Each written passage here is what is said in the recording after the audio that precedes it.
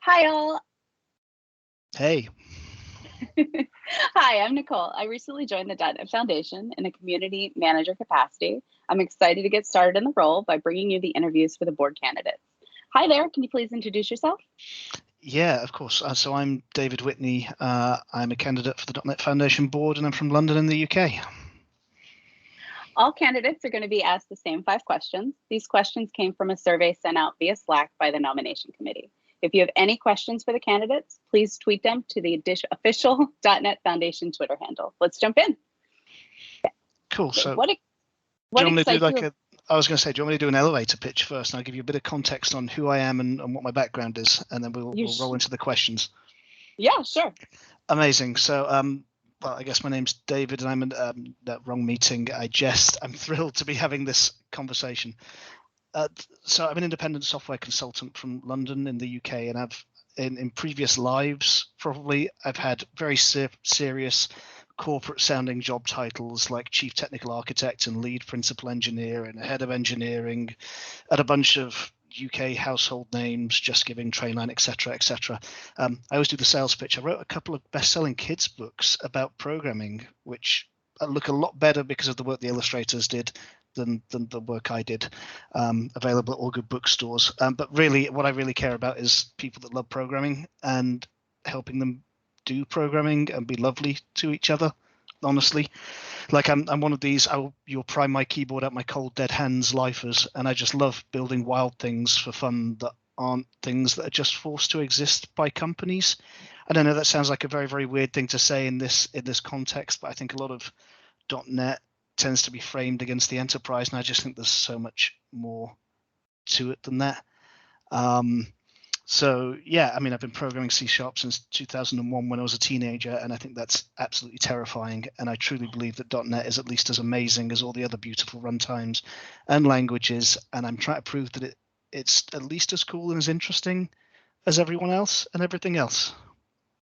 Very nice. So let's jump into the questions that were sent in. What excites you about the future of the .NET ecosystem? Ooh. I mean, is it a cop-out answer to say everything? For like really kind of everything, honestly.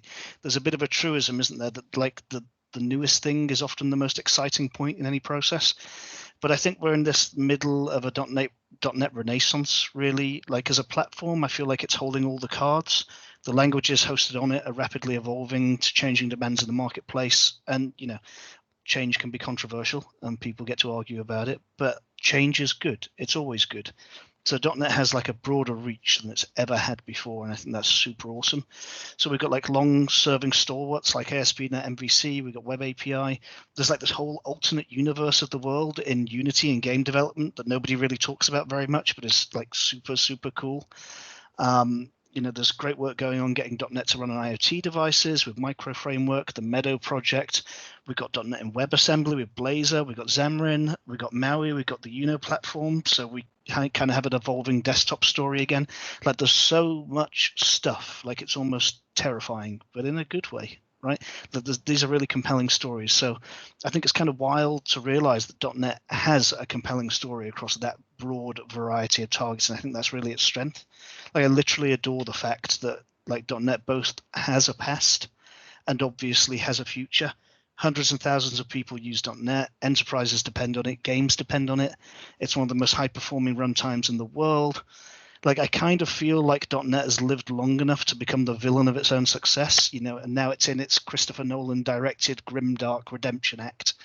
So I think it's a really, really exciting time, and I like the fact that both .NET and the languages on top of it are learning and changing and evolving to better suit the needs of people doing .NET in 2020 and 2021. Rather than just staying where it was in the early 2000s. Like I think it's really actually for everybody now, if only we can make people realize that. I think that's awesome. So what role do you think the .NET Foundation can play to inspire more confidence in .NET? Again, always with the hard questions. I think we need to be really honest that Microsoft casts a long shadow over .NET and the Foundation. I think there's no point in us not understanding that. Like, it's not necessarily a bad thing. We have to understand it and accept it. So there's a segment of the technology landscape that's never really grown past the prejudices of the early 90s.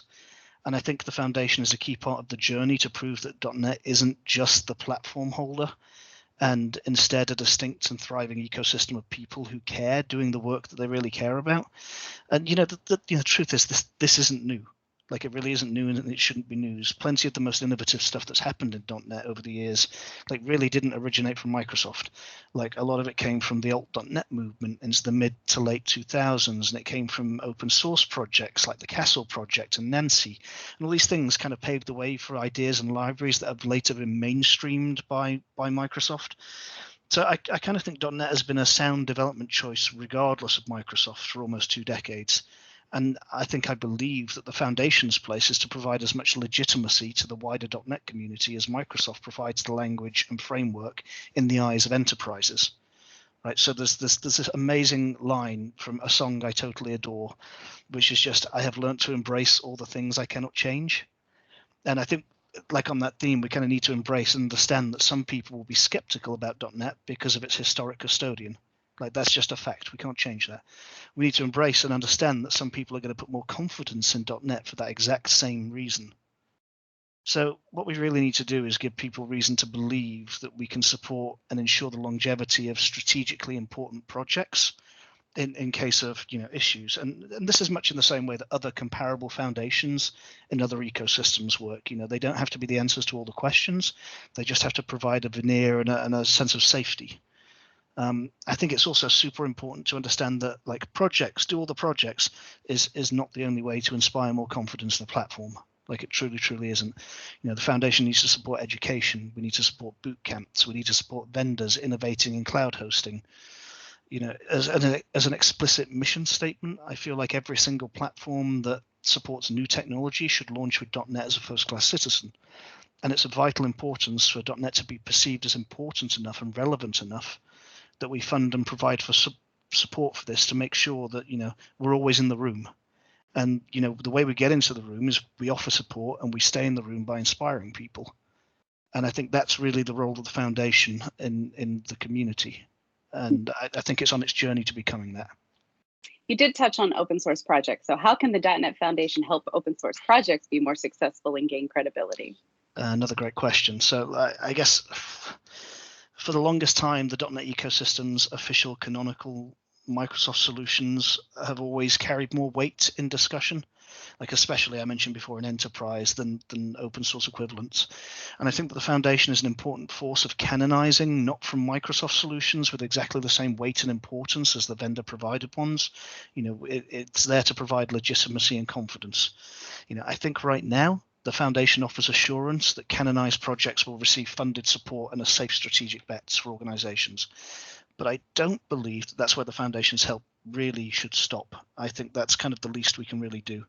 I suppose I feel that it should be the remit of the foundation to help projects level up, to help provide professional guidance if they wish for it, to help grow their audience. I'm thinking funding translators, technical writers for documentation, legal support for licensing, business support for people that are trying to work out how to make a living from authoring open source software. I feel like there's a lot that the foundation could help orchestrate, leaning on the contacts of its members and the funds of its sponsorship, to help make contributing to open source in .NET a positive and pleasurable experience that's actually fit for humans. People are really the most important part in open source software, and open source is a complicated and nuanced topic with many successes and failures historically. And I think we're at this inflection point in history where people are evaluating the strengths and weaknesses of open source. And, potentially we should be at the forefront of coming up with new licensing models that are more human-centric rather than prioritizing software freedom over all else. Actually, like, the liberation of tyranny for the authors and people is just as important as someone getting some code. We should all be free from exploitation. And I think there's a lot of work to do there as a wider technical community, and we need to be a voice in that space as much as anybody else. What can the .NET Foundation do around education and adoption of .NET? So I hinted at this before a little bit, and I think it's important that we're in all of the rooms where conversations are happening in the wider technology community. So corners of .NET have a history of adversarial behavior, we're not going to edit that out. It makes me human. Towards new or competing frameworks, and I think there's a pretty toxic attitude that needs to change as we grow. And I think the community has got a lot better of understanding that .NET does not have to be the only thing that exists. There are plenty of right ways to do things. We can work in cooperation with other ecosystems, and it doesn't have to be every other thing and .NET. Like, we can be in the room as every other thing as well, and we can make ourselves a little bit more approachable. We do that by we engage with people where learning is happening, and we don't just expect them to come to us, right? Like, we shouldn't expect people to seek out training in .NET. Why would they? We need to engage with the Unity community, which is a wonderful rhyme, and other disparate microcosms of .NET. We need to engage with all the known boot camps to make sure they have teaching materials and people, both paid and volunteering. We need to make sure that people joining tech understand that .NET really is an option for them and has solutions for their own problem spaces, and also that it's pretty cool. Like, it is pretty cool, and I think maybe we struggle to get that across sometimes. That we need to make sure we're watching and engaged with new open source platforms that support multiple programming environments. And we need to make sure that we can pay people to share expertise and convince them that .NET is just as much a part of the wider community as JavaScript is, or as Ruby or Go or Rust. We got to be honest, right? Like, it's a slow process. Like, this stuff takes time. You don't win instantly. But I feel like through a pattern of both providing materials and financial support for teachers and teaching aides and connecting people keen to help in wider platform adoption of new tech, we can pretty much stop .NET becoming an island that's a victory of its own isolated success. It's honestly pretty cool if we let it be. Great. What are some things you would do right away if you joined the .NET board? I guess I'd love to see us push for like a radical pattern of transparency around initiatives.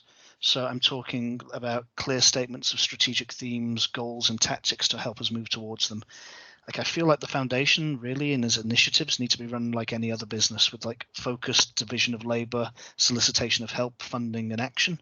Very, very simple project management stuff, I suppose, however much a dirty word that really is. People are going to trust the foundation if they see the results of actions as well as monitored and observed metrics. So we treat it like software, but also treat it like people. But I guess mostly I want to listen.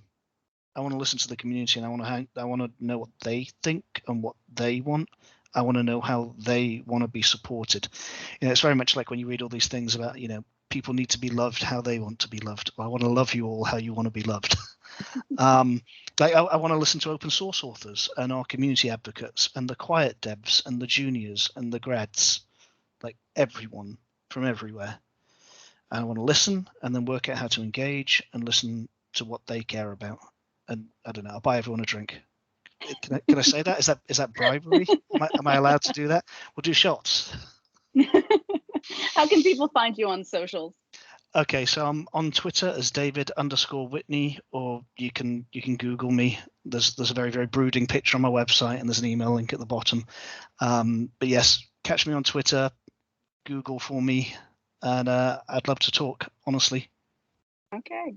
Well, thank you for joining me today. Thank you so much.